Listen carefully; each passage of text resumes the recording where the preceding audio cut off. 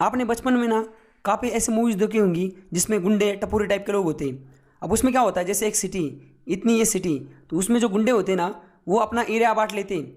जैसे कि एक भाई होगा वो इधर हफ्ता वसूलेगा, एक भाई होगा वो इतना इधर हफ्ता वसूलेगा, और एक भाई होगा जो इधर हफ्ता वसूलेगा, और बाकी दूसरे जो है बचे हुए होंगे वो लोग वो यहाँ पे हफ्ता वसूलेंगे।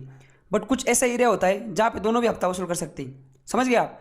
तो ये ना अपने हिसाब से वो लोग पैसा वसूल करते हैं, जो हफ्ता वसूल करते हैं वो एरिया डिसाइड कर लेते भाई लोग, ताकि ना आपस में झगड़े ना हो और इनको अच्छे से पैसा मतलब ये वसूल कर अपनी गुंडागर्दी ये चमका सके। इसलिए अब आपको लग रहा हो ये मैं आपको क्यों बता रहा हूँ, क्योंकि आज का हमारा जो लेक्चर ना वो उसी से रिलेटेड है। हमें ना ये देखना है कि सेंटर और स्टेट इसके बीच में जो रिलेशन है वो कैसा है, सेंट्रल गवर्नमेंट है और स्टेट गवर्नमेंट ये अपना काम कैसे करते हैं और इनका अपना काम करने का दायरा कौन सा है। ये आज का जो लेक्चर है, आज का जो चैप्टर है सेंटर स्टेट रिलेशन, उसमें हमें देखना है।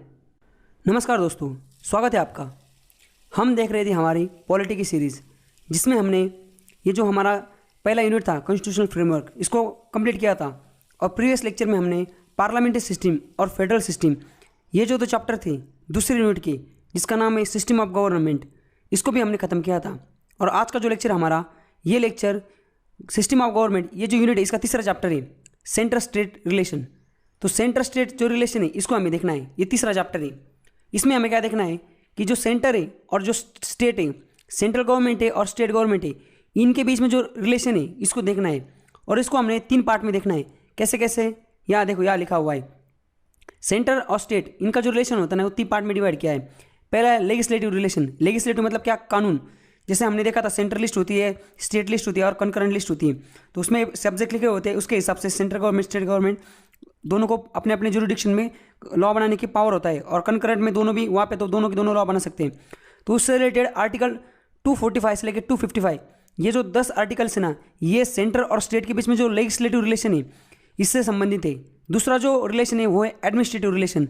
एडमिनिस्ट्रेटिव मतलब हम जो एडमिनिस्ट्रेशन करते हैं उसमें सेंटर और स्टेट का रिलेशन क्या होगा, अलग अलग सब्जेक्ट में या अलग अलग एरिया में, इसको हमें देखना है। वो आता है आर्टिकल 256 से लेके आर्टिकल 263। ये जो 7 आर्टिकल है ना, इसमें आता है administrative relation of centre and state, ये आता है। उसके बाद लास्ट में हमें देखना है फाइनेंशियल रिलेशन। फाइनेंशियल जो रिलेशन है सेंटर और स्टेट, इसके बीच में जो पैसा वैसा होता है, इकोनॉमिकल चीज़ें, फाइनेंशियल रिलेशन कैसा होता है वो होता है आर्टिकल 264 से लेके आर्टिकल 291। ये इन आर्टिकल में आता है सेंटर और स्टेट के बीच में जो फाइनेंशियल रिलेशन है वो। तो आज का जो हमारा चैप्टर है, इस चैप्टर में ये तीसरा जो चैप्टर है, इसको आज के हमारे लेक्चर में हमें इस चैप्टर में इतनी चीज़ें देखनी।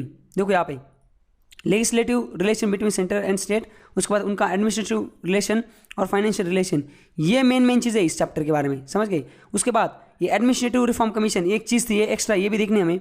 सरकार या कमीशन, इस पर क्वेश्चन आता है, ये क्या वो भी देखना है। और पूंजी कमीशन, ये भी हमें देखना है। ऐसे हमें इस चैप्टर में 6 चीज़ें देखनी। तो आज के लेक्चर में हम इस चैप्टर को शुरुआत करने वाले हैं। तो चलिए शुरुआत करते हैं। देखिए दोस्तों, जैसे मैंने आपको इससे पहले बताया था कि हमारा जो कॉन्स्टिट्यूशन है उसका जो आर्टिकल है यहाँ पे लिखा है, देखो आर्टिकल कौन सा, आर्टिकल 245 से लेकर 255। और पार्ट कौन सा कॉन्स्टिट्यूशन का, पार्ट 11। हमारे कॉन्स्टिट्यूशन के 11 पार्ट में आर्टिकल 245 से लेकर 255 तक सेंटर और स्टेट इनके बीच में जो लेजिस्लेटिव रिलेशन है इसका जिक्र किया गया है, समझ गए। तो यहाँ पे देखो, यहाँ पे वही लिखा है कि आर्टिकल 245 से लेकर 55 तक आर्टिकल पार्ट 11 ऑफ कॉन्स्टिट्यूशन ये डील करता है लेजिस्लेटिव रिलेशन बिटवीन सेंटर और स्टेट। लेजिस्लेटिव रिलेशन समझ रहे हो ना आप? लेजिस्लेटिव मतलब क्या? स्टेट और सेंटर, इनके बीच में जो कानून बनाने की जो प्रक्रिया है, इसमें इन दोनों के बीच में क्या रिलेशन है, कौन से कानून ये बना सकता है, कौन से वो बना सकता है, और उसमें कुछ अगर झोल डाले तो वो सारी चीज़ें हमें देखनी, समझ गए। देखो, like any other federation constitution, Indian constitution also divide the legislative power between state and centre with respect to both territory and subject to legislation. इनका बोलना क्या है, ये ऐसा बोल रहे हैं कि देखो बाकी फेडरेशन की तरह इंडिया में भी जो लेजिस्लेटिव पावर है, जो कानून बनाने की प्रक्रिया है, जो पावर है, ये सेंटर और स्टेट में डिवाइड की गई है, बोथ टेरिटरी और उनके सब्जेक्ट के हिसाब से। बट आगे क्या लिखा है, further constitution provide parliamentary legislation in the state field under 5 circumstances situation, circumstances नहीं 5 extraordinary situations as well as central control over state legislation in certain cases. इनका बोलना क्या है, देखो कॉन्स्टिट्यूशन ने तो प्रोवाइड किया है, स्टेट को भी प्रोवाइड किया है, पावर दी है अपने अपने जुरिडिक्शन में इस सब्जेक्ट में कानून बनाना है, सेंटर को भी दिया है पावर अपना अपना कानून बनाना है। बट ये क्या बोल रहे हैं, इसके बावजूद हमारे देश में 5 ऐसी एक्स्ट्रा ऑर्डिनरी सिचुएशंस हैं जिसमें कॉन्स्टिट्यूशन जो है कॉन्स्टिट्यूशन ने पार्लियामेंट को ज़्यादा पावर दिया है स्टेट से, मैं समझ रहे, वहाँ पे स्टेट के कंट्रोल में घुस के पार्लियामेंट भी काम कर सकती, और एज वेल एज सेंटर का जो कंट्रोल है स्टेट पे, वो लेजिस्लेशन के जो फील्ड है उसमें ज़्यादा है, समझ गए। तो हमें ये जो सेंटर स्टेट लेजिस्लेशन जो टॉपिक है, इसमें हमें वही जो 5 सिचुएशन अलग अलग, समझ रहे, उसको देखना है। देखो यहाँ पे सबसे पहले 4 सिचुएशन एक्चुअली यहाँ पे देखना है। देखो टेरिटरी जो है, territory extend between territory, distribution of subject, parliamentary legislation and, ये 4 चीज़ें जो है ना, इसको हम एक एक करके देखते हैं, तो उससे हमें पता चलेगा सेंटर और स्टेट है, इनके बीच में जो लेजिस्लेटिव रिलेशन है इसमें क्या झोले, समझ गए आप। अब उसमें मैंने जैसे बताया था आपको आर्टिकल्स, कितने आर्टिकल्स थे, 245 से लेके 255 तक। अभी आर्टिकल से आपको याद रखने की जरूरत नहीं। देखो कॉन्स्टिट्यूशन में मतलब हमारा जो एग्जाम है, कोई भी कॉम्पिटेटिव एग्जाम, उसमें आर्टिकल के बारे में डायरेक्ट नहीं पूछा जाता तो आर्टिकल कितना 1 से लेके जो 51 है उसके बारे में पूछा जाता है, बाकी ये आर्टिकल इनके बारे में पूछा नहीं जाता। अगर आपको पढ़ना है तो देखो आप इसको एक बार स्लाइड को जो है पॉज करके, आप वीडियो को पॉज करके देख सकते हो। देखो 45, 46, 47, 48, यही जो ये हमने इसमें से काफ़ी देखो, रेसिडुअल पावर ऑफ लेजिस्लेशन, मतलब रेसिडुअल पावर किसके पास होती है। अगर कोई ऐसा सब्जेक्ट है जो अभी तक किसी लिस्ट में नहीं, सेंटर स्टेट और इसमें नहीं, तो वो सेंट्रल गवर्नमेंट के पास पावर होती है, हमने ऑलरेडी देख लिया है। ये जो सारे आर्टिकल देखो यहाँ तक 52 और ये 55, इसको अगर आपको पढ़ना है तो आप इसको वीडियो को पॉज करके इसको पढ़ लीजिए, समझ। इस पर डायरेक्ट क्वेश्चन नहीं आता, क्वेश्चन आता है यहाँ से। देखो ये जो लेजिस्लेटिव रिलेशन है, जो 4 चीज़ें हैं इसमें, जो लेजिस्लेटिव रिलेशन है वो क्या क्या है वो हमें देखना है, समझ गए।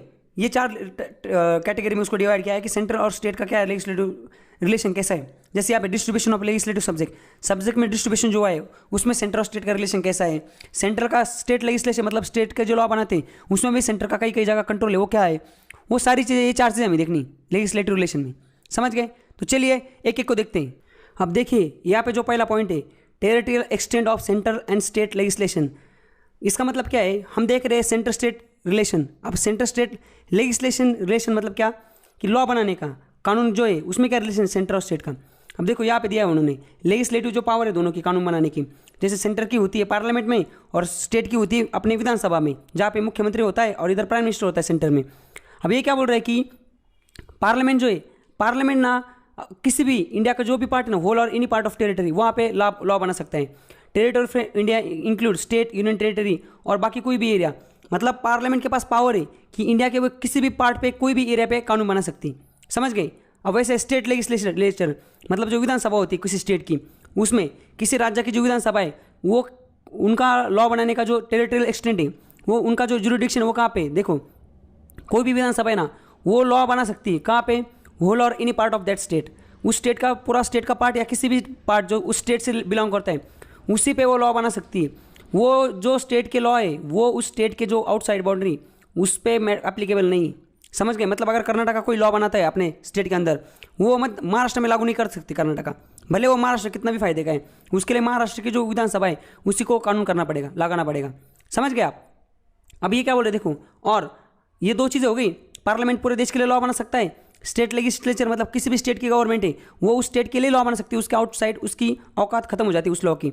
और तीसरी सबसे इंपॉर्टेंट चीज़ देखो, पार्लियामेंट अलोन मतलब पार्लियामेंट इकलौती ऐसी है जिसके पास ऐसे पावर है कि वो एक्स्ट्रा टेरिटोरियल लेजिस्लेशन भी बना सकती है। एक्स्ट्रा टेरिटोरियल लेजिस्लेशन मतलब क्या, thus the law of the parliament are also applicable to the Indian citizen and their property in any part of the world।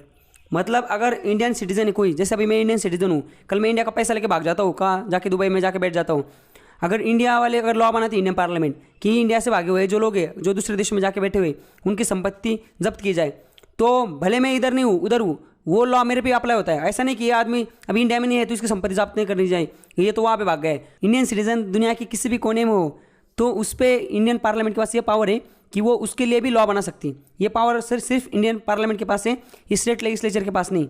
याद तक समझ गए आप। अभी मतलब पार्लियामेंट के पास पूरे देश में लॉ बनाने की कानून बनाने की आज़ादी है, स्टेट के पास सिर्फ स्टेट और सिर्फ पार्लियामेंट के पास पावर है कि वो हमारे देश के बाहर भी कानून बना सकती है हमारे सिटीजन के लिए। अब इसमें ना टेरिटोरियल में थोड़ा झोले, इसमें कुछ लिमिटेशन है, मतलब सर्टन रेस्ट्रिक्शन लगा दिए। जो पार्लियामेंट है उसका जो जुरिडिक्शन है लॉ का, उसमें सर्टन रेस्ट्रिक्शन है, मतलब लॉ ऑफ पार्लियामेंट जो है ना वो कुछ एरिया में एप्लीकेबल नहीं होती। वो कौन सी एरिया है, सबसे पहले देखो प्रेसिडेंट रेगुलेशन बनाता है। President can make a regulation for piece progress and good governance for union territory. अब जो 4 यूनियन टेरिटरी ना हमारे देश की, देखो ये 4 यूनियन टेरिटरी कौन सी, अंडमान एंड निकोबार, लक्षद्वीप, दादर नगर हवेली एंड दीव दमन। ये जो 4 यूनियन टेरिटरी ना, यहाँ पे जो पार्लियामेंट के लॉज है ये पार्लियामेंट के पास यहाँ पे लॉ बनाने का जो मतलब पावर है पार्लियामेंट का, यहाँ पे लॉ नहीं बना सकती क्योंकि ये आते हैं प्रेसिडेंट के अंडर, तो प्रेसिडेंट इनको गवर्न करता है। समझ गए? यहाँ पे जो एडमिनिस्ट्रेशन का काम है ना वो प्रेसिडेंट कर सकता है, प्रेसिडेंट जैसे बताएगा वैसे पार्लियामेंट को करना पड़ेगा। पार्लियामेंट बिना प्रेसिडेंट को पूछे यहाँ पे कुछ भी अपना लॉ थोप नहीं सकती। समझ गए? Regulation so made has so force and effect an act of parliament it may be repeal और amend in act of parliament in relation to the union territory. मतलब अगर ऐसा कोई लॉ बनाया जाता है तो प्रेसिडेंट है ना उस लॉ को रिपील कर सकता है, अमेंड कर सकता है या निकाल दे सकता है, जो इन टेरेटरी ये यूनियन टेरेटरी के लिए पार्लियामेंट में बना है। तो यहाँ पे बॉस कौन है? ये 4 यूनियन टेरेटरी में वो बॉस है प्रेसिडेंट ही। यहाँ पे पार्लियामेंट के पास डायरेक्ट पावर नहीं। और कहाँ का पावर नहीं? देखो, जो हर एक देश स्टेट होता है ना वहाँ पे शेड्यूल एरिया होता है। अभी शेड्यूल एरिया क्या होता है वो हमें एक अलग से चैप्टर में देखना है। हर एक स्टेट में ना शेड्यूल एरिया होता है। वो शेड्यूल एरिया जो होता है ना वहाँ पे एक्ट ऑफ पार्लियामेंट काम नहीं करता। जो गवर्नर है उस स्टेट का वो डिक्लेयर करता है, उसको इतना पावर होता है कि वो एक्ट ऑफ पार्लियामेंट को वहाँ पे बोल सकता है ये इस एरिया में काम नहीं करेगा। मतलब किसी स्टेट के लिए या देश के लिए हमारा कोई कानून बनता है बट वो एरिया में वो कानून नहीं काम करेगा क्योंकि गवर्नर के पास पावर है वो एरिया को संभालने की।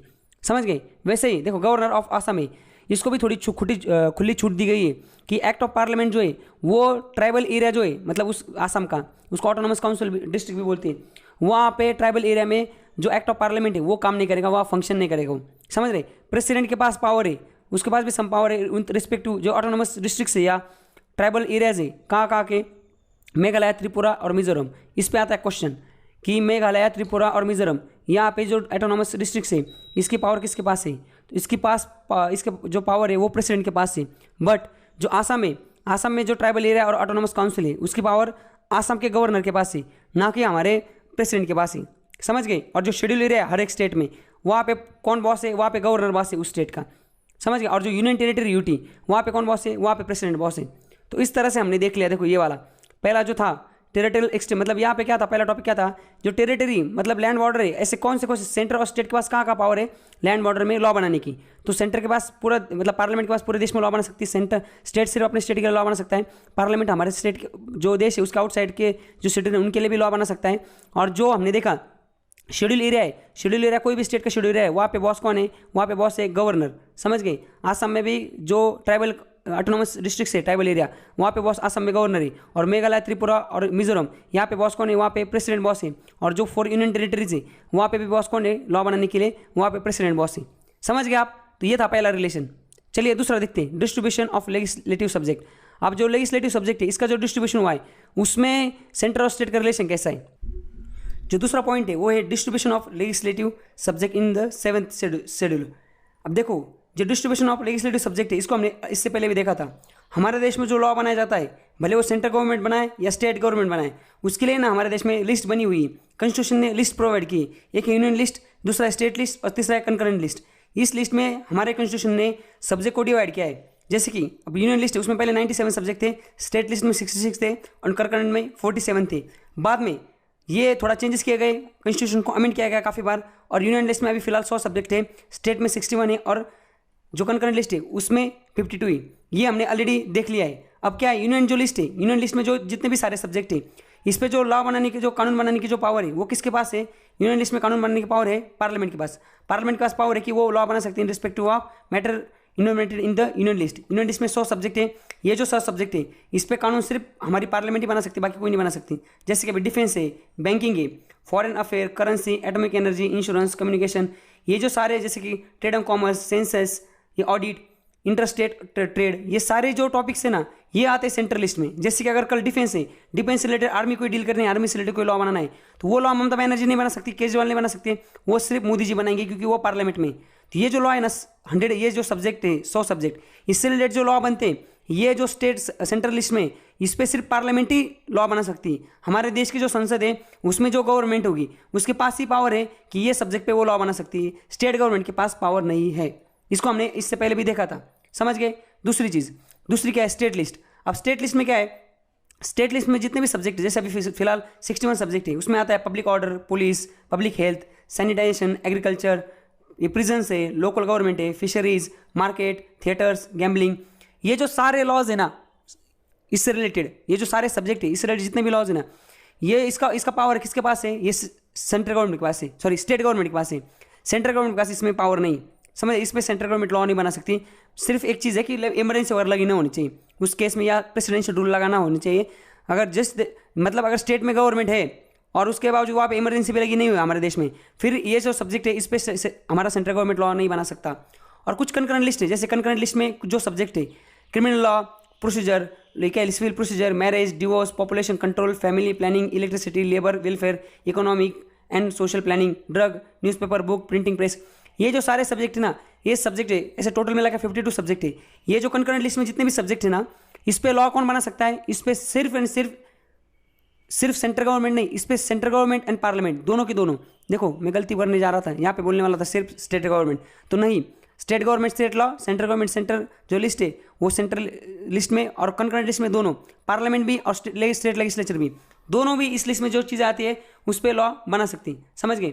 अब पहले इसमें ना कम ये थे टॉपिक, जैसे कि कंकरेंट लिस्ट ने उसमें पहले कम सब्जेक्ट थे, बाद में क्या हुआ, जो 42nd अमेंडमेंट एक्ट जिसको मिनी कॉन्स्टिट्यूशन बोला जाता है, 47 अमेंडमेंट एक्ट 1976, इसमें जो इंदिरा गांधी ने अमेंडमेंट लाया था, इसमें 5 सब्जेक्ट कंकरेंट लिस्ट में लिए गए स्टेट लिस्ट से, जैसे education, forest, weight and measure, protection of wild life and bird and administration of justice, constitution, organisation of the all the court except supreme court and high court. ये जो चीज़ें ना, ये पहले स्टेट के पास आती थी, जैसे फॉरेस्ट, एजुकेशन, पर स्टेट के पास आती थी तो कोई स्टेट इसमें बहुत बढ़िया काम कर रहा था, कोई कम कर रहा था, तो सेंट्रल गवर्नमेंट का लगा हमें भी इस फील्ड में काम करना चाहिए, तो इंदिरा गांधी जी ने क्या कर दिया, ये अमेंडमेंट लाया और ये जो स्टेट लिस्ट में जो सब्जेक्ट थे इसको खींच लिया कंकरेंट लिस्ट में, ताकि अभी इसमें स्टेट गवर्नमेंट भी लॉ बना सकती और सेंट्रल गवर्नमेंट भी लॉ बना सकती। समझ गया आप? यहाँ तक क्लियर है?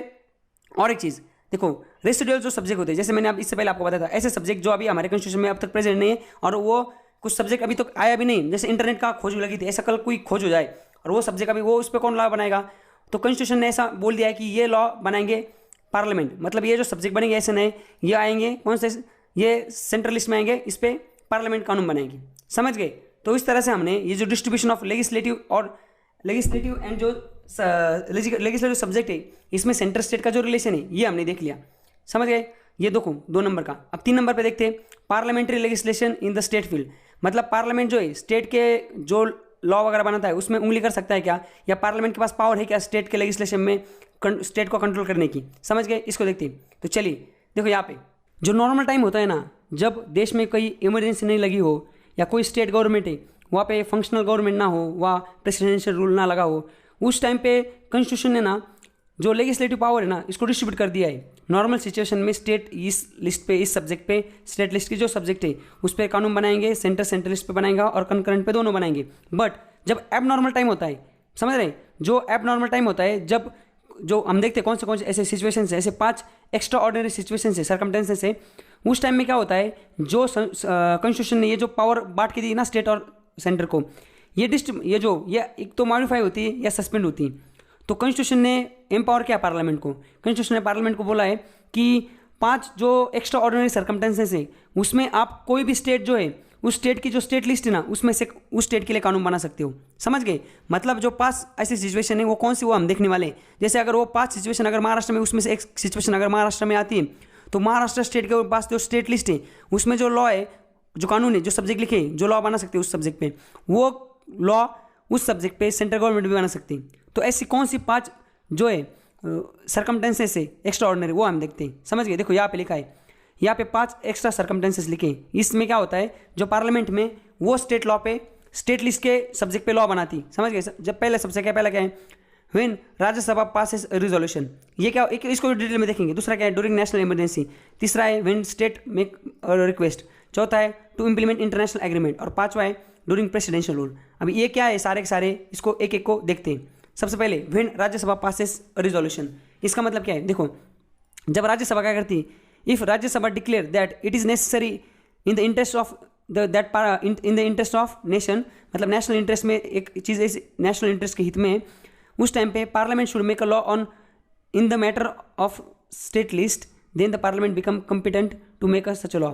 मतलब अगर राज्यसभा है, अब राज्यसभा में टोटल 250 सीटें, 250 इधर 245 है, एक्चुअली 250 है, 250 सीटें, अगर राज्यसभा से अगर सच ए रिजोल्यूशन में be supported by 2/3 majority of member present and voting, अगर कोई स्टेट लिस्ट में कोई सब्जेक्ट है, समझ गए, एक स्टेट में एक सब्जेक्ट, जैसे कोई भी सब्जेक्ट हो स्टेट लिस्ट में, जैसे वाटर है, समझ रहे, अभी इरीगेशन है, इरीगेशन पे अभी फिलहाल कौन लॉ बना सकता है, सिर्फ स्टेट गवर्नमेंट बना सकती है। बट कल अगर राज्यसभा 2/3 मेजोरिटी से, मतलब 2/3 इसका 2/3 66% कितना होता है, 150 से 175 के आसपास, या मतलब 200 से कम और 150 से ज़्यादा, उसके बीच में आएगा वो नंबर, उतने मेजोरिटी से अगर राज्यसभा एक बिल पास कर देती है और वो पार्लियामेंट को बोलती है कि आपको इरिगेशन जो सब्जेक्ट है, जो कि अभी फिलहाल स्टेट लिस्ट में और उसमें स्टेट ही कानून बना सकता है, उस पर हम आपको पावर देते थे, आप इस पर लॉ बना सकते हो। समझ गए? तो ऐसी सिचुएशन में पार्लियामेंट के पास पावर आती है कि वो सब्जेक्ट पे पार्लियामेंट वो लॉ बना सकता है। समझ गए?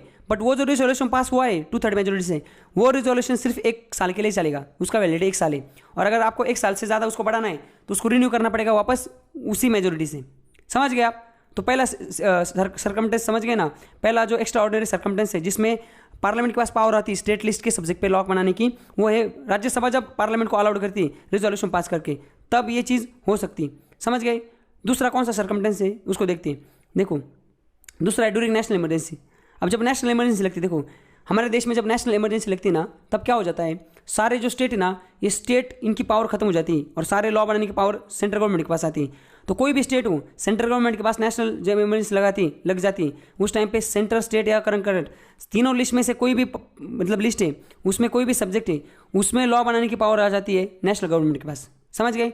तो जब नेशनल इमरजेंसी इन फोर्स में होती है, तब पार्लियामेंट स्टेट गवर्नमेंट में जो स्टेट लिस्ट है, स्टेट लिस्ट के अंदर जो भी सब्जेक्ट है, उसमें भी नेशनल इमरजेंसी के टाइम पार्लियामेंट के पास पावर आती है कि उस मैटर पे वो कानून बना सकती है। समझ गए? और जो पिछला ये जो था ना हमारा, व्हेन राज्यसभा पास रिजोल्यूशन, उसमें रिजोल्यूशन अगर राज्यसभा पास करती तो सेंट्रल गवर्नमेंट के पास पावर है उस स्टेट लिस्ट पे लॉ बनाने की। इसका मतलब ये कहते नहीं कि वो स्टेट गवर्नमेंट जो है वो उस सब्जेक्ट पे लॉ नहीं बना सकती। मतलब अगर राज्यसभा रिजोल्यूशन पास करती है कि इरिगेशन जो सब्जेक्ट है इस पर सेंट्रल गवर्नमेंट, हम पार्लियामेंट को पावर दे देते और सेंट्रल गवर्नमेंट पार्लियामेंट में बिल ला के इरिगेशन पे लॉ बना सकती, जो कि अभी फिलहाल स्टेट लिस्ट में, पर हम उसको पावर देते। और इसका मतलब ये कहते नहीं कि वो जो स्टेट, कोई भी स्टेट गवर्नमेंट है वो इरिगेशन सब्जेक्ट पे लॉ नहीं बना सकता, वो भी बना सकता है और ये भी बना सकते हैं। समझ गया आप? और अभी जो दूसरी चीज़ थी, कौन सी वाली, अभी वाला, ये वाला नेशनल इमरजेंसी वाला, जब नेशनल इमरजेंसी लगती है तो पार्लियामेंट किसी भी सब्जेक्ट पे लॉ बना सकती है जो कि स्टेट लिस्ट में आता है। तीसरा पॉइंट है, तीसरा एक्स्ट्रा ऑर्डिनरी सिचुएशन है when state make a request. जब कोई स्टेट है, जब एक स्टेट या 2 स्टेट या उससे ज़्यादा स्टेट वो अगर पार्लियामेंट को रिक्वेस्ट करते हैं, व्हेन लेजिस्लेचर्स ऑफ 2 और मोर स्टेट, एक नहीं एक्चुअली 2 और मोर स्टेट, 2 और उससे ज़्यादा अगर स्टेट गवर्नमेंट है, वो अगर पार्लियामेंट को रिक्वेस्ट करते हैं कि वो किसी स्टेट लिस्ट है उसमें जो कोई सब्जेक्ट है उस पर कानून बनाए उन स्टेट के लिए, तो पार्लियामेंट लॉ ला के पार्लियामेंट में रिजोल्यूशन पास करके, अगर ऐसा रिजोल्यूशन पास होता है तो पार्लियामेंट के पास पावर आ जाती है, पार्लियामेंट वो जो स्टेट है वो सारे स्टेट के लिए लॉ बना सकता है। समझ गए? इसका मतलब ये होता है अगर 2 और उससे ज़्यादा स्टेट गवर्नमेंट वो अगर पार्लियामेंट को रिक्वेस्ट करते हैं कि हमारा जो स्टेट लिस्ट में ये सब्जेक्ट है, फलाना ढिमका सब्जेक्ट है, आप इससे लॉ बनाओ, तो पार्लियामेंट उनको लॉ बना के दे सकती है। वो जो लॉ बनाने की जो पावर है उस सब्जेक्ट पे वो पार्लियामेंट के पास आ जाती है, मतलब वो स्टेट गवर्नमेंट के पास भी रहती है, पार्लियामेंट के पास आती है, पार्लियामेंट लॉ बना के उन स्टेट को दे सकती है। बट अब इसमें झोला आप याद रखो कि वो जो लॉ बनाए ना उसको अमेंड करने का या हटाने का पावर सिर्फ पार्लियामेंट के पास होता है, स्टेट लेजिस्लेचर के पास नहीं होता। समझ गए? मतलब एक बार अगर पावर दे दी, फिर पावर निकालने की पावर भी पार्लियामेंट के पास ही रहती है, वो पावर स्टेट गवर्नमेंट के पास रहती नहीं। और अगर बाद में देखो, और जो लॉ बनाया है, जैसे 4 स्टेट है, 4 स्टेट ने अगर रिक्वेस्ट की पार्लियामेंट को, पार्लियामेंट में लॉ बनाया, तो वो जो लॉ बनेगा ना वो सिर्फ उसी 4 स्टेट के लिए होगा, बाकी जिसने रिक्वेस्ट नहीं की उस पर वो लादा नहीं जाएगा। समझ गए? उसी स्टेट के लिए वो लॉ बनाया जाएगा। और अगर कोई बाद में कोई बाकी स्टेट है, दूसरा स्टेट है, उसकी इच्छा हो गई कि वो लॉ उनको अपने जो स्टेट है उसमें भी लागू करवाना है, तो उनको क्या करना है, उनको सिंपल एक रिजोल्यूशन पास करना है अपनी असेंबली में, अपने लेजिस्लेचर में, और मतलब लेजिस्लेचर लॉ ला के उनको एक रिजोल्यूशन पास करना है अपने विधानसभा में, वो जो लॉ है वो उनकी स्टेट में भी फिर अप्लाई हो जाएगा। समझ गए आप? तो इस तरह से हमने ये देखी कि ये तीसरी जो है ना एक्स्ट्रा ऑर्डिनरी सिचुएशन देखी जिसमें स्टेट लिस्ट पे पार्लियामेंट लॉ बना सकती है। अब चौथी देखते हैं, देखो एक बार इसको देख लेते हैं, ऐसे कुछ एग्जांपल से लॉ बनाए। देखो prize competition act, wild life protection act 1972, water जो है ना प्रिवेंशन एंड कंट्रोल एक्ट 1974, ये urban land ceiling and regulation act और ट्रांसप्लांटेशन ऑफ ह्यूमन ऑर्गन्स, ये जो सारे लॉ है ना ये स्टेट लिस्ट के लॉ है, मतलब ये स्टेट लिस्ट में आते थे पहले। देखो जैसे इनवायरमेंट शुरू में स्टेट लिस्ट में था, ये सारे के सारे जो है ना वो स्टेट लिस्ट में थे, पर ये जो स्टेट है अलग अलग स्टेट, इन्होंने रिक्वेस्ट की थी पार्लियामेंट को कि आप हमें लॉ बना के दो, तो इन्होंने लॉ बना के दिया था। समझ गया आप? तो पार्लियामेंट ने लॉ पास किया था और फिर वो लॉ एक्ट बन गया था उस स्टेट उन्हीं स्टेट के लिए। तो इस तरह से हमने ये देख लिया। अब आगे कौन से और एक सिचुएशन वो देखते हैं। देखो to implement the international agreement. देखो जब कोई स्टेट है, जैसे कि अभी बांग्लादेश है, बांग्लादेश और नहीं बांग्लादेश कोई देश है, बांग्लादेश है, और कोई हमारा स्टेट है जैसे वेस्ट बंगाल है, वेस्ट बंगाल और बांग्लादेश क्या है, दोनों बॉर्डर में। अब हमें ना क्या करना है, इंटरनेशनल एग्रीमेंट करना है, किसके साथ, वेस्ट बंगाल बांग्लादेश के साथ, इंडिया का।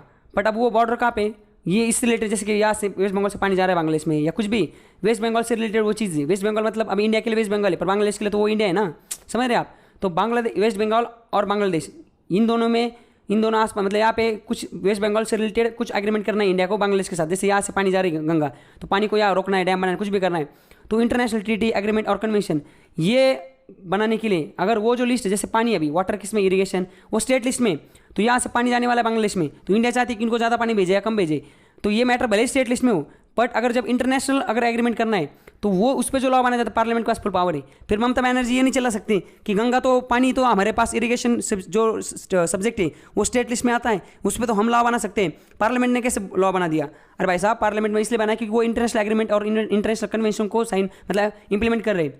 तो इंप्लीमेंट करने के लिए इंटरनेशनल ट्रीटी, एग्रीमेंट और कन्वेंशन, पार्लियामेंट के पास फुल पावर है कि वो किसी भी स्टेट लिस्ट का जो सब्जेक्ट है उस पर लॉ बना सकती है। जैसे कि example, united nation privileges and immunity act 1947, Geneva convention act 1960, anti hijacking act 1982 and legislations related to environment and TRIPS. ये सारे जो एक्ट्स है ना, ये सारे के सारे एक्ट ना स्टेट लिस्ट में थे एक्चुअली सब्जेक्ट, फिर भी पार्लियामेंट में उन्होंने कानून, पार्लियामेंट में उस पर कानून बनाया क्योंकि इंटरनेशनल एग्रीमेंट को इंप्लीमेंट करवाना था। समझ गए आप? तो ये हमने चौथी जो एक्स्ट्रा सर्कमस्टेंसेस वाली जो सिचुएशन थी वो देख ली।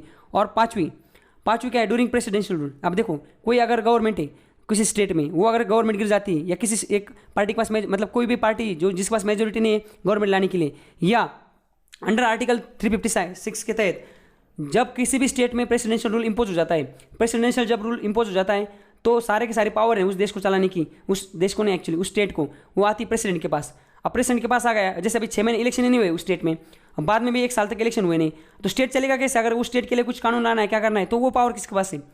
तो प्रेसिडेंट पार्लियामेंट को बोलता है कि देखो, parliament become empower to make a law in respect to any matter in the state list relation to that state. मतलब अगर कोई भी स्टेट है उसमें प्रेसिडेंशियल रूल है, वहाँ पे एक्टिव गवर्नमेंट नहीं, तो उस स्टेट से रिलेटेड कोई भी स्टेट लिस्ट का जो लॉ है, स्टेट लिस्ट में जो सब्जेक्ट, उस पर अगर लॉ बनाना है तो पार्लियामेंट के पास पावर आती है कि वो लॉ उस स्टेट लिस्ट रिलेटेड वो उस स्टेट के लिए लॉ बना सकती है। The law made by parliament continue to operative even after the presidential rule.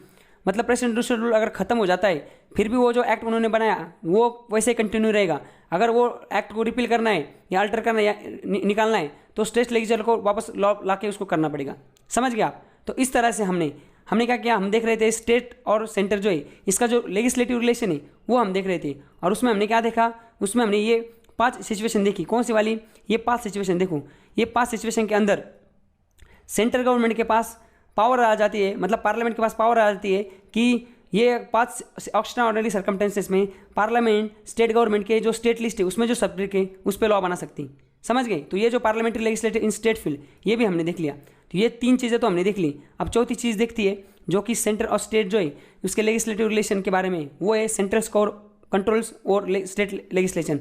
Centre का जो कंट्रोल है, स्टेट लेजिस्लेशन मतलब क्या, सेंट्रल गवर्नमेंट जो स्टेट में जो लॉ बनते हैं उसमें क्या कंट्रोल कर सकती है, इसको देखना है हमें। समझ गए?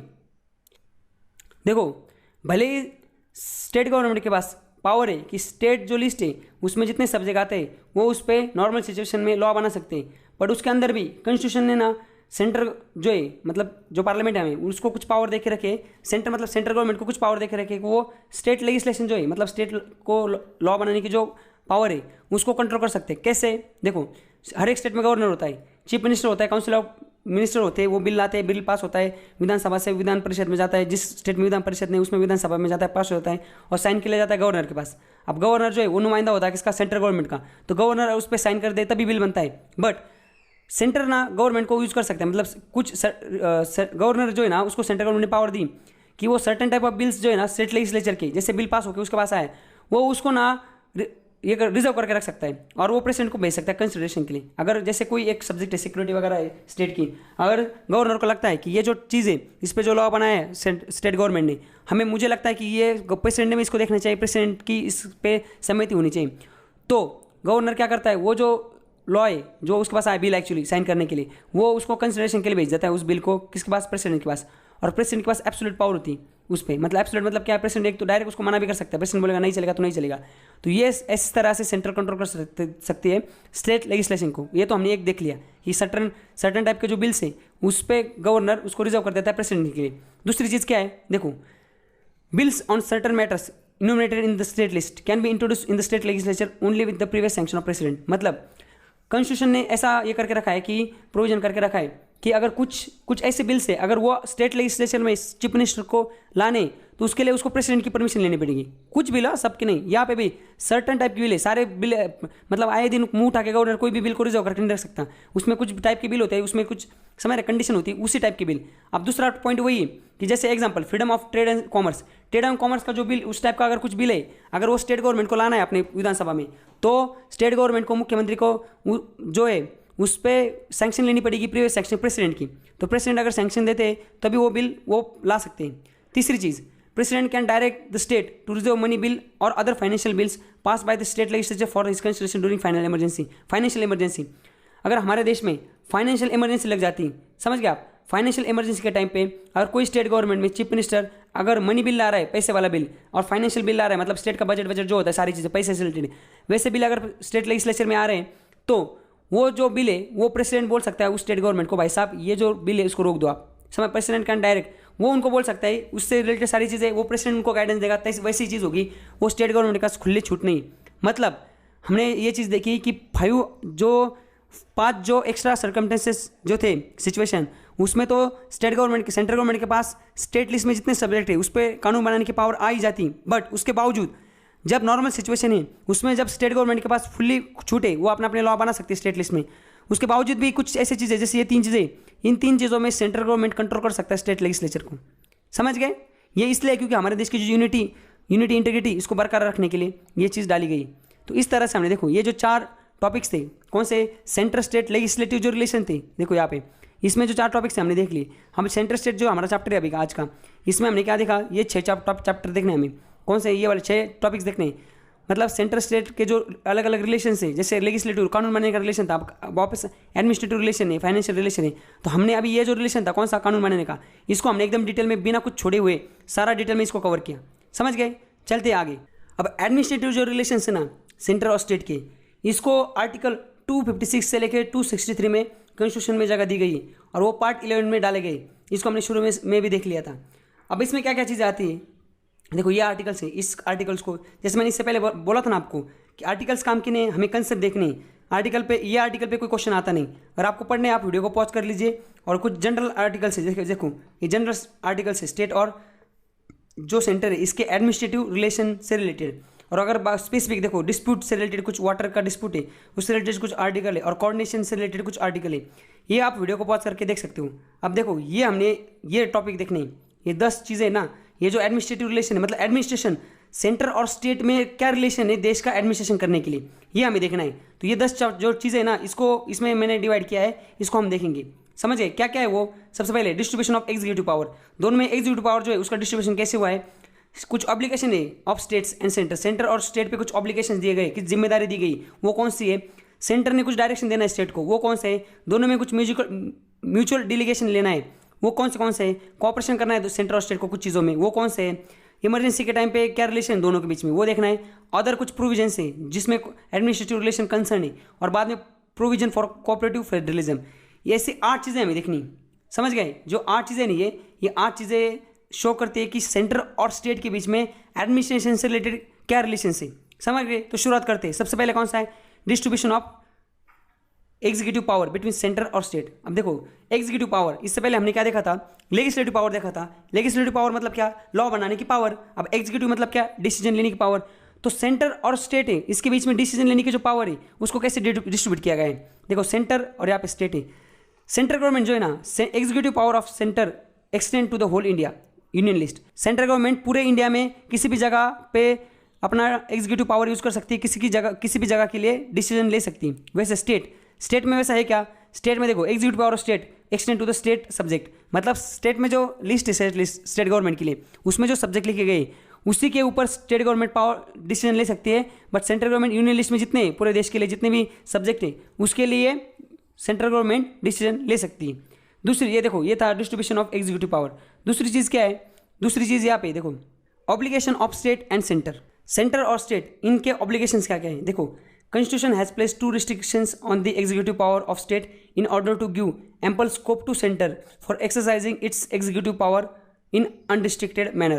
मतलब सेंट्रल गवर्नमेंट जो है उसकी जो एग्जीक्यूटिव पावर है वो अनरिस्ट्रिक्टेड मैनर, मतलब बिना उसको कोई रोक टोक स्टेट गवर्नमेंट में अपने एग्जीक्यूटिव पावर को बरकरार रखने के लिए सेंटर कॉन्स्टिट्यूशन ने दो स्टेट के एग्जीक्यूटिव पावर पे दो रिस्ट्रिक्शन लगाई है। क्या लगाई वो? सबसे पहले compliance with the law made by parliament. State government ने सेंट्रल कॉन्स्टिट्यूशन ने स्टेट गवर्नमेंट को बोला है कि अगर सेंट्रल गवर्नमेंट कोई भी लॉ बनाता है आपको उससे कंप्लायंस करना है, उसको सहयोग करना है। दूसरी चीज़, नॉट टू इम्पेड इंटरफेरेंस और prejudice the exercise of executive power of centre in state. जब से सेंटर की जो एग्जीक्यूटिव पावर है स्टेट में, उसमें आपने इंटरफेरेंस नहीं करना है, और वो जो एग्जीक्यूटिव पावर है सेंटर की, उसमें आपने प्रिजुडाइज मतलब किसी एक चीज़ का पक्ष नहीं लेना है, मतलब किसी एक तरफ झुकना नहीं है। आपने जो है बिना रोक टोक सेंटर को अपने एग्जीक्यूटिव पावर का इस्तेमाल करने देना चाहिए आपके स्टेट में। ये ऑब्लिगेशन कॉन्स्टिट्यूशन ने लगाई स्टेट पे, ताकि सेंटर अपनी जो एग्जीक्यूटिव पावर है उसको बिना रोक टोक यूज़ कर सके स्टेट में। समझ गए? अब पहला जो था ये वाला पार्लियामेंट के लॉ को कंप्लाइंस करना है, ये जनरल ऑब्लिगेशन है। बट जो दूसरा था ये स्पेसिफिक है। समझ गए? मतलब जो दूसरा ऑब्लिगेशन है, मतलब जो सेंट्रल गवर्नमेंट है वो अगर कोई भी अपना एग्जीक्यूटिव पावर है वो स्टेट में यूज़ कर रही है तो स्टेट ने उसको रोकना नहीं। सेंट्रल गवर्नमेंट अगर कुछ भी डिसीजन ले रही है स्टेट से रिलेटेड तो स्टेट गवर्नमेंट ने उनको रोकना नहीं, सेंट्रल गवर्नमेंट की पावर को रोकना नहीं।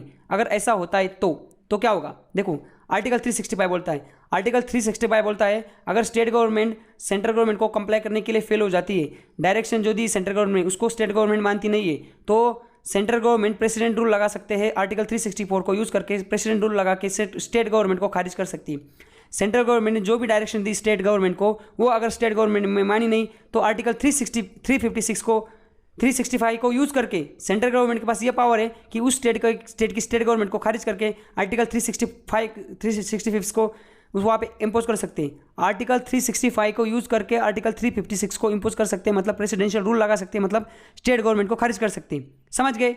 ये था obligation of state and centre, ये देख लिया। अब आगे चलते हैं। आगे क्या है? तीसरी जो चीज़ है वो है centre direction to the states.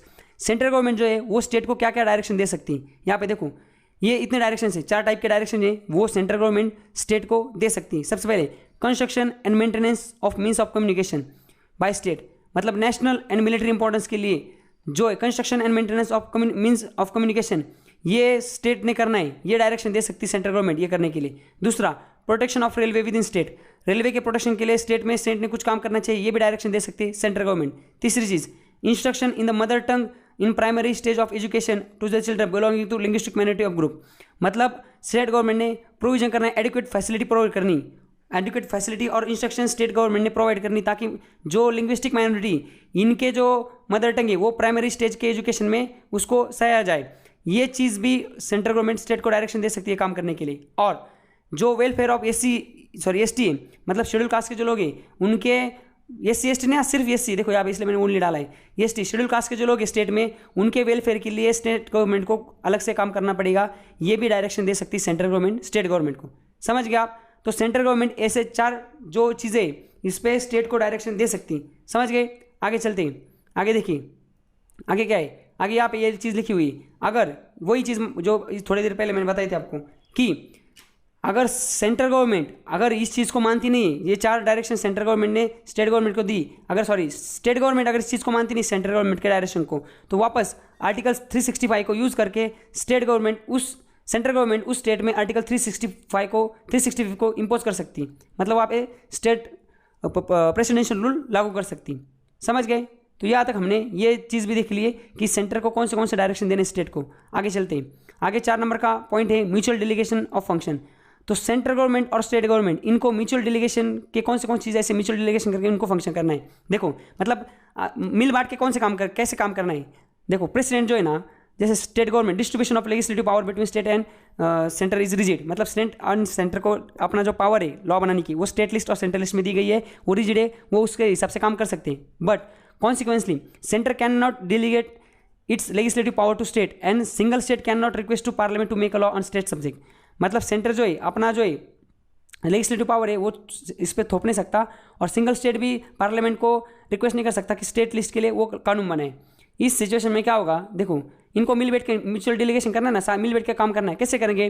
President with the consult of state government interest the government of any execution function of centre, मतलब सेंट्रल गवर्नमेंट जो भी काम कर रहा है प्रेसिडेंट उस गवर्नमेंट को जो स्टेट गवर्नमेंट है उस स्टेट गवर्नमेंट से related state government central government कोई भी काम कर रहा है तो प्रेसिडेंट क्या करेगा, उस स्टेट गवर्नमेंट को बातली में उतारेगा, मतलब उसको कॉन्फिडेंस मिलेगा और उसको सारी चीज़ें बताएगा। इंटरेस्ट समझ रहे, इंटरेस्ट मतलब क्या, उसको विश्वास में लेके, उसको ट्रस्ट में लेके बताएगा कि ऐसे ऐसे एग्जीक्यूटिव फंक्शन स्टेट के, ये सेंटर के, ये आपके स्टेट में चल रहे, समझ रहे। सिमिलरली अगर ये गवर्नर ऑफ स्टेट में consult with the central government instruct the government of in executive, मतलब स्टेट के जो फंक्शन है, एग्जीक्यूटिव फंक्शन जो स्टेट के, वो अगर सेंटर को लग रहा है ये कुछ गलत करे, तो गवर्नमेंट सेंट्रल गवर्नमेंट को इंटरेस्ट मतलब कॉन्फिडेंस में लेके समझा सकता है कि ये भाई साहब ऐसे ऐसे स्टेट गवर्नमेंट काम कर रही है, समझ गए। मतलब म्यूचुअल डेलीगेशन इस तरह से हो सकता है। ये एक पॉइंट हुआ। दूसरा पॉइंट क्या है, देखो यहाँ पे लिखा हुआ है, constitution also make a provision for entrustment of executive function of centre and state without consult of the state. मतलब क्या है, ये जो एग्जीक्यूटिव फंक्शन जो है सेंटर का, वो इंटरेस्ट किया है कॉन्स्टिट्यूशन ने सेंटर को कि स्टेट को कॉन्फिडेंस में, देखो स्टेट के साथ कंसल्ट किया बिना किए भी सेंट्रल गवर्नमेंट जो है वो स्टेट में कोई भी चीज़ कर सकता है। बट ये चीज़ ना प्रेसिडेंट ने, देखो this is not in the case of delegation by parliament, not मतलब डेलीगेशन बाय पार्लियामेंट, ये चीज़ पार्लियामेंट कर सकती है, ना कि प्रेसिडेंट। जैसे इस पहले केस में क्या था, प्रेसिडेंट को इंटरेस्ट किया था, पर दूसरे केस में क्या है, कॉन्स्टिट्यूशन ने पार्लियामेंट को इंटरेस्ट किया है कि वो किसी भी जो कोई भी स्टेट गवर्नमेंट है, वो जो मतलब कोई भी स्टेट है उसमें एग्जीक्यूटिव फंक्शन का सेंटर का यूज़ करके to the state without consult of state, मतलब एग्जीक्यूटिव उसको इंटरेस्ट किया है पार्लियामेंट ने कि सेंट्रल गवर्नमेंट कोई भी स्टेट को बिना कंसल्ट मिले भी वहाँ पे काम कर सकता है। बट ये चीज़ पार्लियामेंट के पास, मतलब पार्लियामेंट में आपको लॉ बनाना पड़ेगा। बट वैसा उल्टा पॉसिबल है क्या, कोई भी स्टेट गवर्नमेंट बिना सेंट्रल गवर्नमेंट को बताए वैसा कुछ काम कर सकती क्या, नहीं कर सकती। ये can not done by state legislature के जो दायरा है काम करने का, उनके पास जो पावर है उसके अंदर ये आता नहीं, समझ गए। इस तरह से हमने जो म्यूचुअल डेलीगेशन ऑफ फंक्शन है ये देख लिया। आगे चलते हैं, देखो यहाँ पे लिखा है cooperation between centre and state. Centre और स्टेट जो है इसके बीच में क्या कॉपरेशन हो सकता है, यहाँ पे लिखा है, देखो क्या क्या हो सकता है, 3 चीज़ें लिखी। Parliament can provide for the adjustment of any dispute and complaints with respect to use distribution and control of water और इंटर स्टेट रिवर और रिवर वैली। मतलब इंटर स्टेट मतलब क्या, 2 स्टेट के अंदर अगर कोई रिवर है या रिवर वैली, उसका जो पानी, वो पानी का यूज डिस्ट्रीब्यूशन एंड कंट्रोल, इसके लिए अगर किसी 2 स्टेट के बीच में अगर झगड़ा होता है तो पार्लियामेंट ने प्रोविजन की है कि वो झगड़ा सॉल्व करने के लिए दोनों कॉपरेशन करके, सेंटर और स्टेट कॉपरेशन करके उस झगड़े को सॉल्व कर सकते हैं। तो प्रेसिडेंट कैन एस्टेब्लिश, प्रेसिडेंट को पावर दी है पार्लियामेंट कॉन्स्टिट्यूशन ने, वो अंडर आर्टिकल 263 को यूज करके इंटर स्टेट काउंसिल, मतलब इंटर स्टेट काउंसिल को गठित किया जा सकता है to investigate and discuss this subject common interest between state and centre. मतलब अगर कल 2 स्टेट के झगड़े हो जाते हैं या कोई कुछ भी हो जाता है तो प्रेसिडेंट को पावर दी गई कि आप इंटर स्टेट काउंसिल, ऐसे काउंसिल का गठन किया जा सकता है जहाँ पे कॉमन इंटरेस्ट को सर्व करके सेंटर और स्टेट साथ में कॉपरेशन बना के काम कर सकते हैं। और ऐसे काउंसिल का गठन हुआ था 1990 में, समझ गए। वैसे ही और एक चीज़ क्या लिखी गई है कॉपरेशन की सेंटर और स्टेट के बीच में, full faith and credit is given to the throughout territory of India to public act record and judicial proceeding of centre and every state. देखो जो पब्लिक एक्ट है, रिकॉर्डिंग्स है और जुडिशियल प्रोसीडिंग्स है, ये जो है ना, ये इसको पूरे इंडिया के लिए मतलब लागू किया गया है। ये अगर एक बार चीज़ निकलती है, जैसे कोई सुप्रीम कोर्ट अगर कोई लॉ मतलब कोई डिसीजन लेता है, तो ये पूरे इंडिया में जुडिशियल प्रोसीडिंग है ना, पूरे इंडिया में कोई भी ऑफ स्टेट और अगर इससे रिलेटेड भी होगी, कोई स्टेट और सेंटर से रिलेटेड भी होगी, तो पूरे इंडिया में ये चलेगी, समझ गए। ये था कॉपरेशन बिटवीन सेंटर और स्टेट। तो आगे चलते ही आगे दिया है चौथा पॉइंट भी कॉपरेशन का, वो है parliament can appoint an authority. Parliament एक अथॉरिटी को अपॉइंट कर सकती है to carry out the purpose of constitutional provision relating to interstate freedom of trade, commerce and intercourse. देखो ये जो ट्रेड, कॉमर्स एंड इंटरकोर्स है, इससे रिलेटेड जो है ना, पार्लियामेंट एक अथॉरिटी को अपॉइंट कर सकती है कॉन्स्टिट्यूशनल प्रोविटी इससे रिलेटेड चीज़ें को कैरी आउट करने के लिए, ये चीज़ों को करने के लिए। अब तक ऐसी कोई अथॉरिटी को अपॉइंट किया गया नहीं, और ये चीज़ें अंडर आर्टिकल 307 के अंडर आता है, पर अब तक ऐसे कोई ऐसे कोई अथॉरिटी को अपॉइंट नहीं किया है। यहाँ तक तो खत्म हो गया। अब देखो रिलेशन ड्यूरिंग इमरजेंसी, सेंटर और स्टेट का जो रिलेशन है इमरजेंसी के दौरान वो कैसा हो सकता है, वो हमें देखना है। रिलेशन ड्यूरिंग इमरजेंसी, देखो यहाँ पे देखा है नेशनल इमरजेंसी, जब नेशनल इमरजेंसी लागू होती है, इसको हमें इमरजेंसी को अलग टॉपिक में भी चैप्टर में देखना है।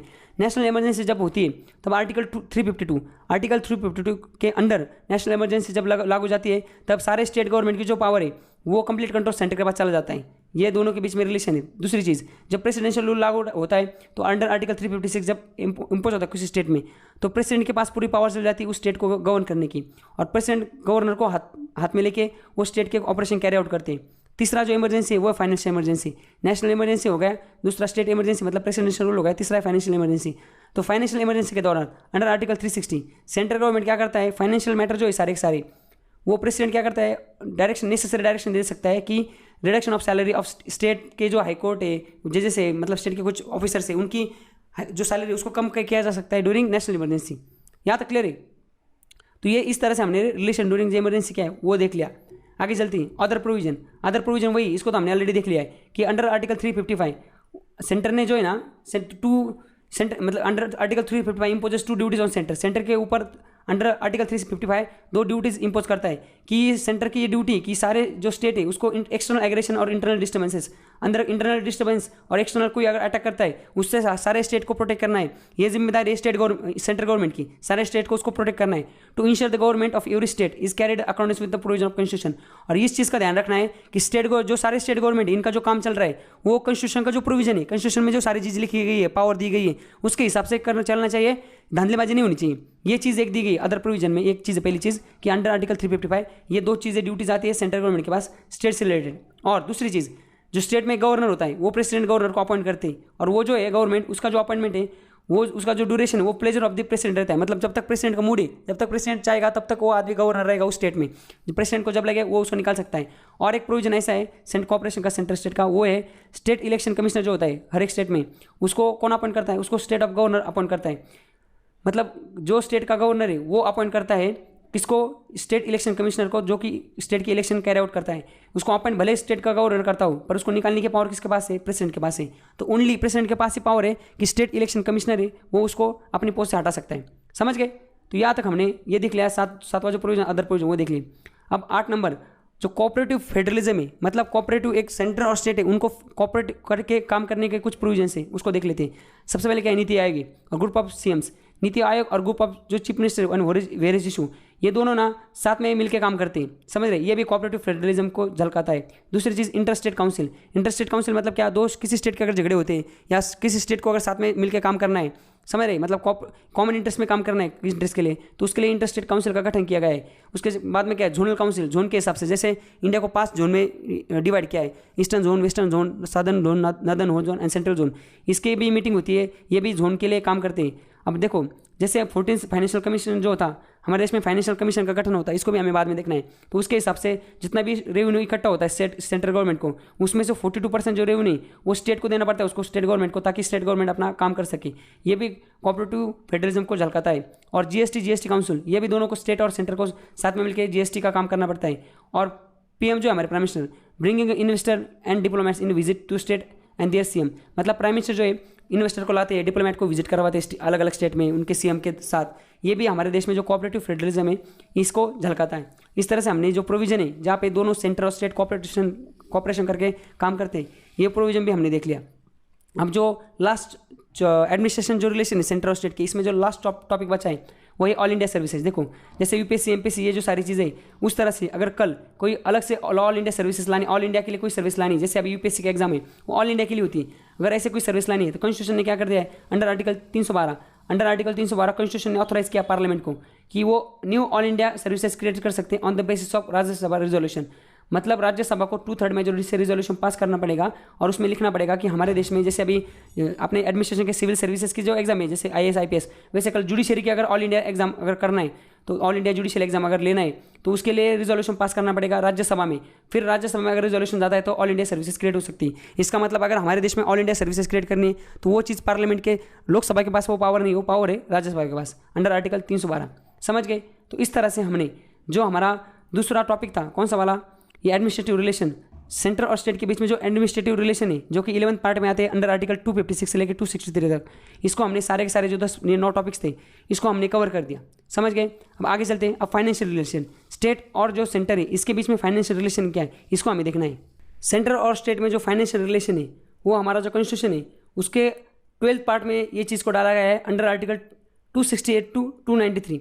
हमारे कॉन्स्टिट्यूशन के आर्टिकल 268 to 293 से 3 में पार्ट 12 में सेंटर और स्टेट है इनके जो फाइनेंशियल रिलेशन है उससे रिलेटेड जो सारा मैटर है वो इसमें इस चीज़ में लिखा गया है। समझ गए। उसको हमें देखना है एक बार। अब देखो सबसे पहले हमें ये चीज़ें समझनी पड़ेगी, इसमें फाइनेंशियल रिलेशन में हमें देखना क्या क्या है। हमें 3 चीज़ें देखनी। एलोकेशन ऑफ टैक्सेसिंग पावर, जो टैक्स लगाने की जो पावर है वो स्टेट में का स्टेट गवर्नमेंट टैक्स लगा सकती है, दूसरा सेंट्रल गवर्नमेंट का लगा सकती है, ये चीज़ें देखनी। उसके बाद क्या है, grand in aids to state, state को ना सेंट्रल गवर्नमेंट कुछ ग्रांट्स प्रोवाइड करता है, कुछ पैसे देता है, उसका क्या चीज़ है, वो क्या है उसमें देखना है। और तीसरी चीज़ है borrowing by state and centres. तो borrowing by centre and state ये जो चीज़ है ना, ये भी हमें देखते हैं कि सेंटर और स्टेट इनके पास बोरो करने की जो पावर है वो क्या है। सेंट्रल गवर्नमेंट कहाँ से बोरो कर सकता है, उधारी ले सकता है, स्टेट गवर्नमेंट कहाँ से उधारी ले सकता है, वो भी हमें देखना है ये फाइनेंशियल रिलेशन में। तो सबसे पहले जो चीज़ है वो देखते हैं अलोकेटिंग दिस टैक्सेशन पावर। अब देखो जो सेंट्रल गवर्नमेंट है, अब जीएसटी आया सबसे इंपॉर्टेंट चीज़। अभी ना देखो यहाँ पे लिखा हुआ है मैंने, GST has replace the following topics distribution of taxation revenue. GST ने रिप्लेस कर दिया है, जीएसटी ने अभी अलग अलग चीज़ें लगा दी। मतलब सेंट्रल गवर्नमेंट के पास क्या पावर होगी, कौन से इसमें सेंट्रल गवर्नमेंट टैक्स लेगा, स्टेट गवर्नमेंट लेगा, ये चीज़ ना जीएसटी ने रिप्लेस कर दिया है। तो जीएसटी को हम बाद में पढ़ने वाले हैं। फिलहाल अभी आपको एक जनरल बताता हूँ कि टैक्सेशन पावर कैसी होती थी, समझ रहे कैसे होती भी है। पार्लियामेंट के पास पावर है, जैसे पार्लियामेंट के पास पावर है executive power to levy the taxes on subject in the union list. मतलब जो सेंट्रल गवर्नमेंट है, constitution derive the taxation power between centre and state in following ways. Constitution ने सेंटर और जो स्टेट गवर्नमेंट है इनको tax लगाने की जो पावर है वो फॉलोइंग वेज में दे दी। पार्लियामेंट के पास पावर है, पार्लियामेंट क्या कर सकता है, पार्लियामेंट जो यूनियन लिस्ट है उसमें टैक्स लगा सकता है। स्टेट लेजिस्लेचर जो है हर एक, मतलब पार्लियामेंट मतलब कौन, अभी सेंट्रल गवर्नमेंट पार्लियामेंट में बिल लाके जो यूनियन लिस्ट है उस पर टैक्स लगा सकते हैं, उसके जो अंडर सब्जेक्ट है उस पर टैक्स लगा सकता है। उसके बाद जो स्टेट गवर्नमेंट है, स्टेट गवर्नमेंट के पास पावर है कि वो स्टेट गवर्नमेंट स्टेट लेजिस्लेचर में एक एग्जीक्यूटिव पावर है कि वो बिल लाके वो टैक्स लगा सकती है ऐसे सब्जेक्ट पे, ऐसे टॉपिक पे जो कि स्टेट लिस्ट में। और बोथ पार्लियामेंट और स्टेट लेजिस्लेचर दोनों के पास पावर है कि वो टैक्स लगा सकती है किसमें, कंकरेंट लिस्ट जो है उसमें जो सब्जेक्ट है उस पर वो उनके पास पावर है कि वो टैक्स वो उस पर वसूल सकते हैं उस सब्जेक्ट पे।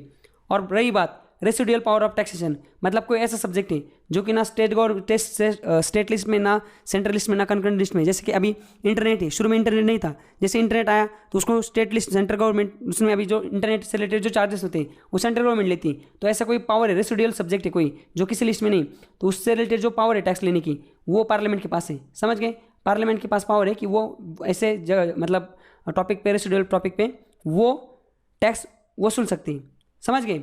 देखो यहाँ पे लिखा है कॉन्स्टिट्यूशन ने और एक गेम खेला है क्या, कॉन्स्टिट्यूशन ने draw the distinction between the power to levy and collect the tax and power to appropriate and proceed the tax so levied and collected. मतलब कॉन्स्टिट्यूशन ने क्या कर दिया है, टैक्स इकट्ठा करने की, समझ रहे, मतलब टैक्स लगाने की पावर और टैक्स को वसूलने की पावर ये अलग अलग है। जैसे कि कुछ टैक्स जो है वो सेंट्रल गवर्नमेंट लगाता है, ये टैक्स इस पे टैक्स देना है, बट उसका पैसा जो है वो इकट्ठा करती है स्टेट गवर्नमेंट। समझ गए, तो ये भी चीज़ है, कॉन्स्टिट्यूशन ने ये चीज़ कर दी। तो इस तरह से हमने ये देखा कि जो है सेंटर और जो स्टेट है इनका टैक्स अलोकेशन का पावर कैसे, वो हमने फाइनेंशियल रिलेशन जो था उसमें पहला पॉइंट देख लिया। अब आगे देखते grants in aid to the state, ये चीज़ को देखते हैं। देखो जब ग्रांट इन एड की बात की जाती है तो कॉन्स्टिट्यूशन ने क्या कर दिया है, सेंट्रल गवर्नमेंट को पावर दी और स्टेट गवर्नमेंट को भी पावर दी कि वो ना दो टाइप के ग्रांट को अलाउड कर सकते हैं। देखो ये ग्रांट तो स्टेट गवर्नमेंट दे सकती है, पर ये जो ग्रांट ये सिर्फ ये कौन दे सकता है, सेंट्रल गवर्नमेंट दे सकता है। ग्रांट्स मतलब क्या, पैसा, एक्स्ट्रा पैसा। ग्रांट मतलब इन शॉर्ट अगर आपको एक लैंग्वेज भीख, जैसे कि कोई स्टेट है उसके पास पैसा नहीं, वो भीख मांगती है सेंट्रल गवर्नमेंट को कि भाई साहब हमें पैसा दो, तो वो ग्रांट मतलब क्या, नॉर्मल जो पैसा है वो, अभी भीख तो बहुत गंदा वर्ड ऐसे यूज़ नहीं करना चाहिए, पर आपको बताता हूँ कि नॉर्मल जो पैसा सेंट्रल गवर्नमेंट से स्टेट गवर्नमेंट को आता है स्टेट चलाने के लिए, उसको छोड़ के कभी कभी ना कुछ स्टेट गवर्नमेंट कटोरा हाथ में लेके खड़ी रहती है कि सेंट्रल गवर्नमेंट के पास कि भाई साहब हमें पैसे दो। तो ऐसे जो पैसे ना उसको बोला जाता है ग्रांट्स। समझ गए। तो दो टाइप की ग्रांट्स होती है, वो होता है एक तो होता है स्टैट्यूटरी ग्रांट, दूसरा होता है डिस्क्रिशनरी ग्रांट। अब ये जो स्टैट्यूटरी ग्रांट्स है वो क्या होता है, देखो अंडर आर्टिकल 275 आर्टिकल है, इसने पार्लियामेंट को पावर दी कि वो किसी भी स्टेट को ग्रांट दे सकती है, पैसा दे सकता है जब उसके पास उसको ना फाइनेंशियल असिस्टेंट चाहिए, पैसे की जरूरत है किसी स्टेट को, तो वो उसको फाइनेंशियल असिस्टेंट प्रोवाइड कर सकता है। कौन से स्टैट्यूटरी ग्रांट के अंदर, तो उसमें क्या है, डिफरेंट सम में भी फिक्स फॉर डिफरेंट स्टेट। तो अलग अलग स्टेट को ये जो स्टैट्यूटरी ग्रांट है वो अलग अलग पैसा, अलग अलग टाइप का पैसा फिक्स किया जा सकता है। समझ गए। और पैसा कहाँ से आएगा, ये पैसा आएगा कंसोलिडेटेड फंड ऑफ इंडिया। ये हमारा एक फंड होता है, ये अलग अलग टाइप के फंड है, हमें देखने बाद में ये फंड से वो पैसा आएगा। बट अब एक चीज़ याद रखो, ये जो स्टैट्यूटरी ग्रांट है ये सारे स्टेट को नहीं, नॉट एवरी स्टेट, बस जिस स्टेट को ना फाइनेंशियल असिस्टेंट की जरूरत है उसी स्टेट को ये दिया जाएगा। Statutory grant under article 275 are given to the states on the recommendation of financial commission. मतलब फाइनेंशियल कमीशन जो है ना, फाइनेंस कमीशन रिकमेंडेशन करता है कि हाँ इस स्टेट को ना सच में जरूरत है, सेंट्रल गवर्नमेंट को बोलता है कि इसको पैसे देने की जरूरत है, आप इसको पैसा दे दीजिए, तो उसके रिकमेंडेशन पे इनको पैसा आता है। समझ गए आप। और दूसरा जो ग्रांट है इसका नाम क्या है, इसका नाम है डिस्क्रिशनरी ग्रांट। ये जो डिस्क्रिशनरी ग्रांट है ना, ये सेंट्रल गवर्नमेंट भी दे सकता है, स्टेट गवर्नमेंट भी सकता है। To make any grant for the public purpose. ये जनहित में कोई भी ग्रांट सकता है, not even it is not even within the respective legislative competence. मतलब जैसे कोई स्टेट है, अगर स्टेट को कोई एक स्टेट खतरे में, जैसे अभी केरला में या चेन्नई में फ्लड आया था 2015 में, तो दिल्ली में जो केजरीवाल थी इन्होंने भी पैसा दिया था। अब ये इनके लेजिस्लेटिव क्षेत्र में नहीं आता, फिर भी इनके पास पावर है कि ये डिस्क्रिमिनेटरी ग्रांट अलाउड कर सकते हैं, ये किसी स्टेट को हेल्प प्रोवाइड कर सकते हैं। समझ रहे, जब पब्लिक पर्पज के लिए, जनहित के लिए, वो आता है अंडर आर्टिकल 282। समझ गए ना। तो इस तरह से हमने ये जो डिफरेंट ग्रांट्स हैं इसको भी देख लिया, एंड जो हमारा फाइनेंशियल रिलेशन था स्टेट और सेंटर का, इसका दूसरा पॉइंट देख लिया। अब तीसरा पॉइंट देखते हैं, बोरोइंग। अब जब कर्जा लेना है, देखो कॉन्स्टिट्यूशन में एक provision for in regards to the borrowing power of centre and state. Central government और स्टेट गवर्नमेंट अगर इनको कर्जा लेना है तो फिर वो कैसे ले सकते हैं। देखो central government can borrow either within India और outside upon the security of consolidated fund of India, और can give guarantee but both within the limit fix by parliament. No such law had been enacted in parliament. मतलब क्या है, central government के पास इतनी power है कि उसको अगर कल पैसे चाहिए, भिख मांगनी किसी से, उसको उधर ही चाहिए, तो इंडिया से भी ले सकता है, इंडिया के बाहर भी ले सकता है, और ये जो कंसोलिडेटेड फंड ऑफ इंडिया इसकी गारंटी देगी कि भाई ये हमारा फंड है, इसमें पैसा है, हम इसको बाद में आपको लौटा देंगे। बट सिमिलरली देखो स्टेट गवर्नमेंट के पास पावर है कि borrow within India upon the security consolidated fund of state, इससे वो ले सकती है एंड कैन गारंटेड। बट ये क्या है, उसकी जो लिमिट है कितना पैसा ले सकती है वो स्टेट लेजिस्लेचर फिक्स करेगा, और सेंट्रल गवर्नमेंट में क्या है, सेंटर के जो पार्लियामेंट है, पार्लियामेंट फिक्स करेगी कि इतना पैसा आप ले सकते बाहर से, इससे ज़्यादा नहीं ले सकते। समझ गए ना। बट अब जो स्टेट गवर्नमेंट है ना, ये जो सेंट्रल गवर्नमेंट इसके पास पावर है कि वो इंडिया के बाहर से भी ले सकते हैं, स्टेट गवर्नमेंट के पास ऐसा पावर नहीं। समझ गए। Central government can make loan to, central government है ना वो स्टेट गवर्नमेंट को लोन भी दे सकते हैं। समझ गए। Respect to loan raise by any state को अगर लोन चाहिए तो सेंट्रल गवर्नमेंट दे सकता है कंसोलिडेटेड फंड ऑफ इंडिया से। State cannot raise a loan without consent of center if there is still outstanding any part of the loan made to the state. Centre में समझेगा, मतलब state जो है ना उसको अगर बाहर से लोन लेना है तो वो बिना सेंटर की परमिशन लिए वो लोन नहीं ले सकता। समझ गया। ये थे बोरोइंग पावर बिटवीन सेंटर और स्टेट। तो इस तरह से हमने जो सेंटर और स्टेट इसका जो फाइनेंशियल रिलेशन है सेंटर और स्टेट के बीच में, ये हमने कवर कर लिया। और इस तरह से किसे ये जो हमारा चैप्टर था तीसरा, जो दूसरा यूनिट है उसका तीसरा चैप्टर सेंटर स्टेट रिलेशन, उसका legislative relation, administrative relation and financial relation, ये तीनों टाइप के जो रिलेशन है हमने इसको एकदम डिटेल में सारे एकदम डिटेल में देख लिए। तो चलिए आगे चलते हैं। आज़ादी मिलने के बाद सेंट्रल गवर्नमेंट में काफ़ी पार्टियों की सरकारें बनी, आई, चली गई। तो काफ़ी सरकारें जो थी उसमें से उन्होंने ना सेंटर और स्टेट इनका रिलेशन कैसा है इसको चेक करने के लिए कुछ कमीशन का गठन किया गया था इनके द्वारा, इन सरकारों के द्वारा। और उस पर ये जो कमीशन थी इन्होंने अपनी रिकमेंडेशन भी दी थी। तो चलिए ये जो तीन कमीशन जो है अभी फिलहाल हमारे सिलेबस में, ये कमीशन कौन से थे और उसमें क्या क्या कब गठन हुआ था, इस पे क्वेश्चन आ सकता है। जैसे कि पुंज कमीशन है, ये किससे रिलेटेड है, ये क्वेश्चन आ सकता है। समझ गए। तो एक एक करके हम ये जो कमीशन थे इसको समझने की कोशिश करते हैं।